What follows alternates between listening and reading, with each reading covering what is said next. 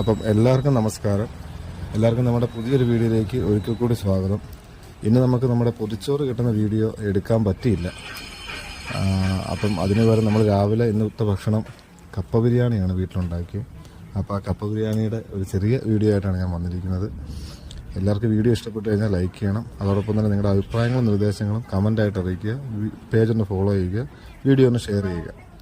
ഈ കപ്പ ബിരിയാണിക്കൊരു പ്രത്യേകത തന്നെ നമ്മൾ ചൂടോടുകൂടി കഴിച്ചു കഴിഞ്ഞാലേ ഉള്ളൂ ഏതാഹാരവും നമുക്ക് നല്ലവണ്ണം ടേസ്റ്റോടു കൂടി കഴിക്കാൻ പറ്റത്തുള്ളൂ.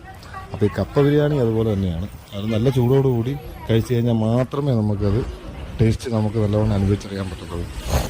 അപ്പോൾ നമുക്ക് ഇച്ചിരി ചൂട് കുറഞ്ഞു പോയി എങ്കിൽ പോലും നമ്മൾ അത് കഴിച്ചുകൊണ്ടിരിക്കുകയാണ്. സാധാരണഗതി വൈകുന്നേരങ്ങളിലൊക്കെയാണ് കപ്പ ബിരിയാണി സാധാരണ കഴിക്കാറുള്ളത്. കപ്പ ബിരിയാണി ഒരു കടിഞ്ചായൊക്കെ ഉണ്ടെങ്കിൽ നല്ല ടേസ്റ്റ് ആയിരിക്കും. അപ്പം നിങ്ങളെല്ലാവരും ഇത് ട്രൈ ചെയ്ത് നോക്കുക. നല്ലൊരു ഫുഡാണ്. ഇത് കഴിച്ചിട്ടുള്ളവർ അതിൻ്റെ അഭിപ്രായം പറയുക.